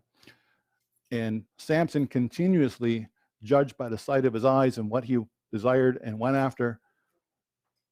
And it cost him his eyes. And he was enslaved and ultimately cost him his life. Right? So after going through these details of the downward spiral of apostasy, these periods of the judges, we kind of have some follow-up stories in Judges 17 through 21 regarding the depths of Israel's apostasy. We see the religious corruption, and it's, of course, corruption's been happening all along, where they serve the Baalim, they served on the high hills, they do this, and then they would cry to God, and then they would be saved, then they would serve God, and then they would go back to the Baalim. They would, we see there was definitely syncretism happening, meaning the blending. And as I've cited before in other messages, God had told him, as many as your cities are your gods, O Israel. They were never satisfied. They never found satisfaction in loving the Lord, the God, in him only. But they would appreciate his benefits and then go off a whoring and sharing those benefits with other gods they whored after. So in this case here in Judges 17, there was a man of Mount Ephraim whose name was Micah. So here's an Ephraimite, Micah. He said to his mother, 1,100 shekels of silver that were taken from you, about which you had cursed, and spoke on my ears, behold, the silver is with me. I took it. And his mother said, blessed be you of the Lord, my son. And when he restored the 1,100 shekels of silver to his mother said, I had wholly dedicated the silver unto the Lord from my hand for my son to make a graven image and a molten image. Now, therefore, I'll restore it to you. And he restored them the money unto his mother, and his mother took 200 shekels of silver and gave them to the founder, who made thereof a graven image and a molten image. And they were the house of Micah. So here's syncretism. I am dedicating this to Yehovah. Make me gods with this. Make me gods with this. Again, yeah, like the echo of Aaron. Tomorrow was the feast unto Yehovah. Let us make gods. So, again, stop and look at this. Are there parts of your life as you say, yes, I am a Christian. Yes, I am this. And I dedicate my life,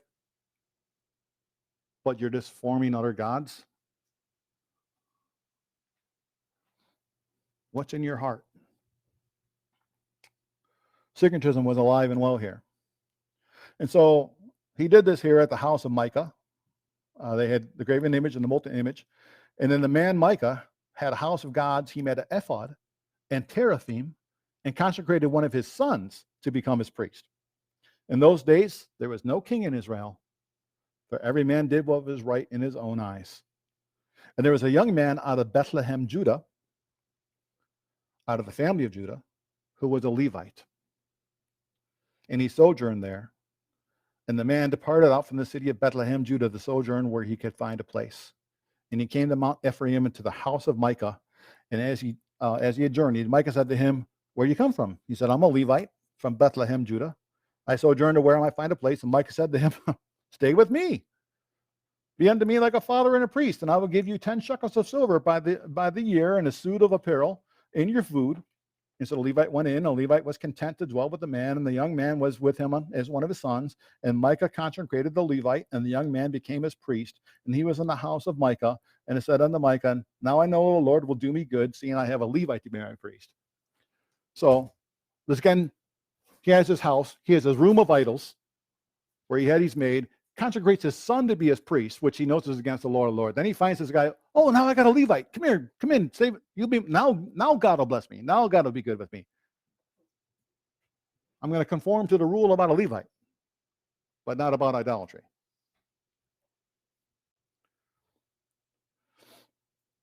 So there's this constant theme throughout here. In those days, there was no king in Israel. Picking up the next chapter. All right.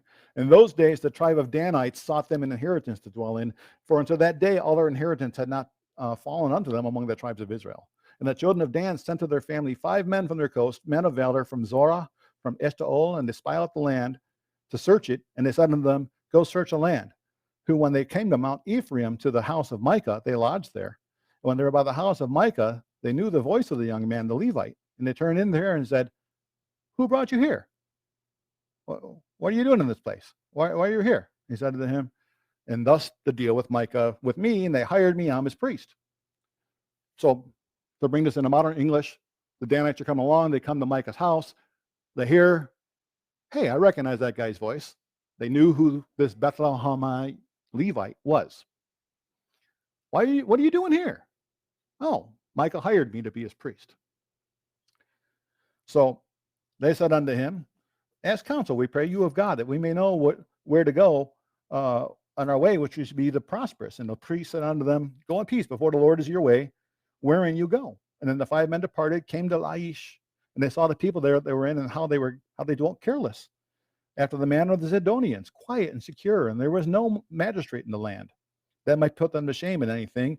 They were far from the Zidonians, they had no business with any man, and they came to their brethren to Zorah, and to Eshtaol, and to their brethren, and said, hey, what do you say? Why don't we rise and go up against them? We have seen the land. It's very good. You're still sitting here? Don't be slothful to go. Let's enter in and possess the land. When you go, you become unto a people secure, to a large land. God has given it into your hands, a place where there is no want of anything that's in the earth. So they went up thence from the family of the Danites, out of Zorah and out of Eshtaol, 600 men appointed with weapons of war. So they said, we found the city of Laish, and these people, they have everything, and there's no king there. We can take them. God's given it into our hands. Let's go. And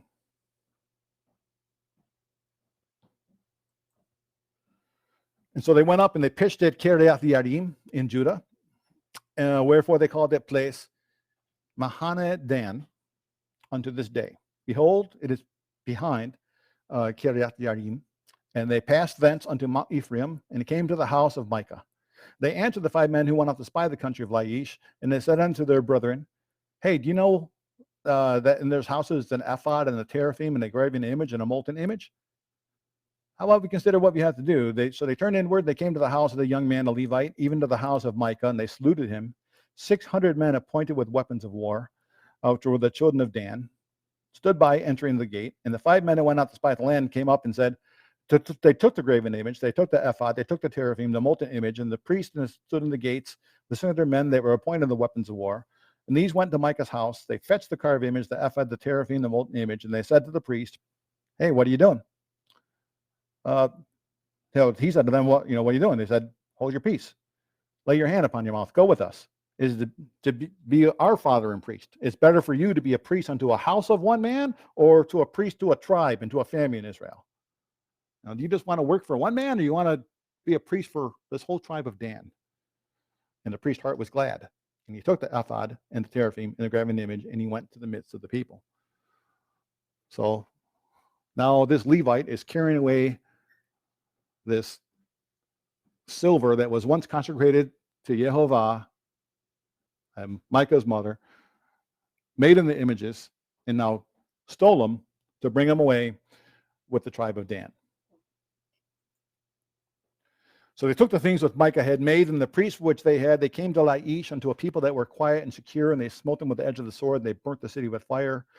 There was no deliverer, because it was far from Zidon. They had no business with any man, and it was in the valley that lieth by Bet Rehob. They built a city, dwelt therein. They called the name of the city Dan, after the name of Dan their father, who was born unto Israel. Howbeit the name of the city was Laish at first. And the children of Dan set up the graven image in Jonathan, the son of Gershom, the son of Manasseh. He and his sons were priests of the tribe of Dan unto the day of the captivity of the land. And they set up Micah's graven image, which he made all the time that the house of God was in Shiloh. Now this here is instances where there's indication in the Hebrew text here with the word Manasseh that it really shouldn't be Manasseh, but they had altered it because they kind of wanted to, for the sake of the honor of the man whose name this is. Who is Gershom the son of? Moses. And there's indication in the Hebrew text that this is talking about Jonathan, the son of Gershom, who is the son of Moses. This is referring to early idolatry that Moses' grandson was the one who was this Levite from Bethlehem, Judah, who took these idols and helped lead idolatry in the tribe of Dan.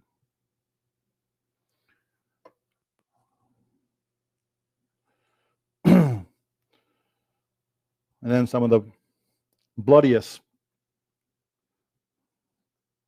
information here is in the Judges 19. Like I said, this was Israel basically becoming Sodom and Gomorrah. Judges 19 is basically Israel's version of Genesis 19. You guys familiar with Genesis 19? Here's an echo of that. It came to pass in those days there is no king in Israel. There's a certain Levite sojourning on the side of Mount Ephraim, who took to him a concubine out of the Bethlehem, Judah.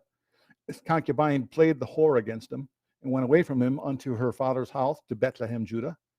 And she was there 4 whole months. Her husband arose, went after her to speak friendly to her and to bring her again, having a servant with him and a couple of asses. And she brought him into her father's house. And when the father of the damsel saw him, she rejoiced to meet him. His father-in-law, the damsel's father, retained him. He abode with him 3 days. They ate and drank. They lodged there.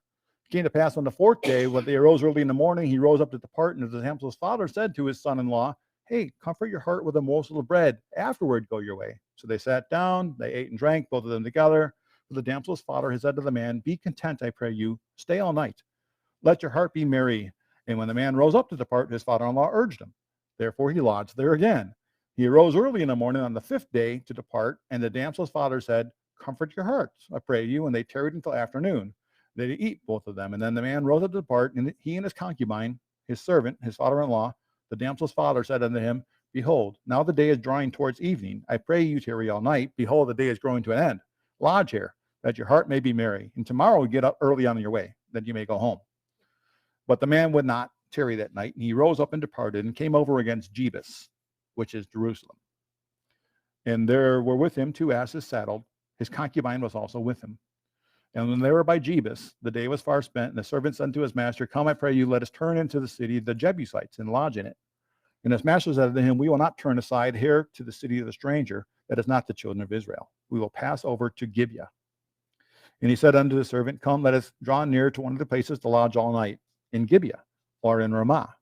And they passed on and went their way, and the sun went down upon them. And when they were by Gibeah, which belongs to Benjamin, and they turned aside there to go in to lodge in Gibeah. And when he went in, he sat down in the street of the city, for there was no one that took him into his house to lodging. And behold, there came an old man from his work out of the field at Even, which was also the mount of Ephraim, and he sojourned in Gibeah. But the men of the place were Benjamites. When he lifted up his eyes, he saw a wayfaring man in the street of the city, and the old man said, hey, where are you going? Where are you coming from?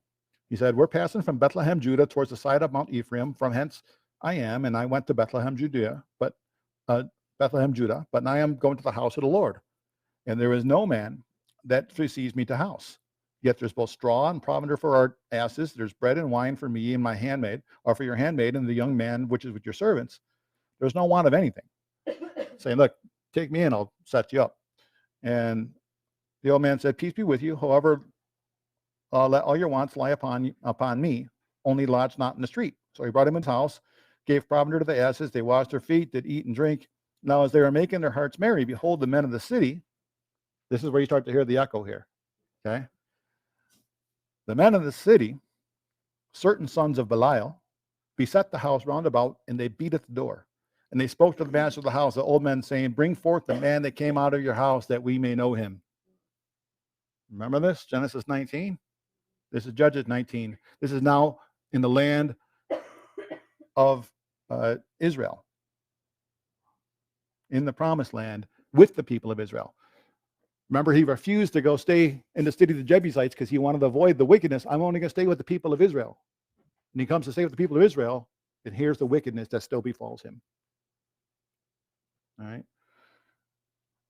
Bring that man out that we can know him. And the man and the master of the house went out to them and said, no, my brother, and I pray you, do not so wickedly, seeing that this man is coming to my house. Don't do this folly. Behold, here my daughter is a maiden and his concubine. Yeah. Them all will bring out now, and you humble them, do with them what seems good to you. But unto this man, don't do such a vile thing. But the men would not listen to him. So the man took his concubine and brought her forth to them, and they knew her, and they abused her all the night until the morning. And when the day began to spring, they let her go.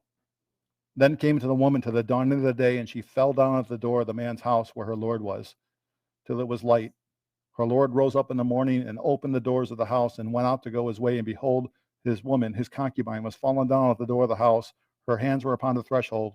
She said unto her, up, let us be going. But no answer. The man took her upon a donkey, and man rose up and got unto his place. And when he was come to his house, he took a knife, laid hold on his concubine, and he divided her, together with her bones, into 12 pieces, and sent her to all the coast of Israel.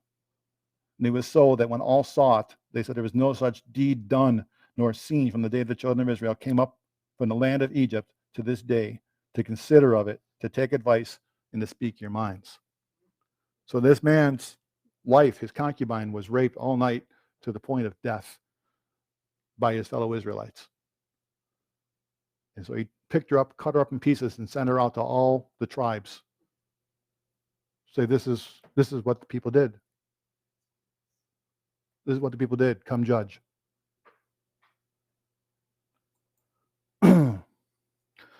So all the people of Israel went out, and the congregation was gathered together as one man, from Dan even to Beersheba, with the land of Gilead, unto the Lord in Mizpah. And the chief of all the people, even all the tribes of Israel, presented themselves in the assembly of the people of God 400,000 footmen that drew the sword. The children of Benjamin heard that the children of Israel were gone up to Mizpah. Then said the children of Israel, tell us, how was this wickedness? And the Levite, the husband of the woman that was slain, answered and said, I came to Gibeah that belongs to Benjamin. I and my concubine the lodge. And the men of Gibeah rose up against me and beset the house round about upon me by night. They thought to have slain me. My concubine they forced, that she is dead. I took my concubine and cut her in pieces and sent her throughout all the country of the inheritance of Israel, for they have committed lewdness and folly in Israel. Behold, you are all children of Israel. So you give here your advice and counsel. And all the people arose as one man, saying, we will not let any of us go to his tent, nor any of us turn to our house. But now this shall be the thing we shall do to Gibeah. We will go up by lot against it. We will take 10 men of 100 throughout all the tribes of Israel, and 100 of 1,000, and 1,000 out of 10,000, to fetch victuals to the people that may do. And when we come to Gibeah of Benjamin, according to all the folly they have wrought in Israel, so all the men of Israel were gathered against the city, knit together as one man. And the tribes of Israel sent men through all the tribes of Benjamin, saying, what wickedness is it that is done among you? Now therefore deliver us the men, the children of Belial, which are in Gibeah, that we may put them to death and put away evil from Israel. But the children of Benjamin would not hearken unto the voice of their brothers, the children of Israel.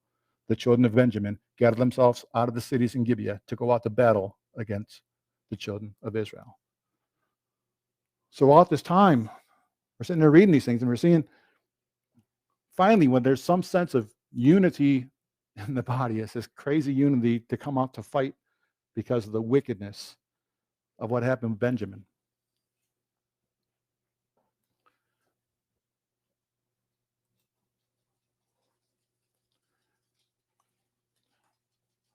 I'll let y'all continue in that course and come down to the final verdict after these things. In those days, there was no king in Israel, and every man did what was right in his own eyes.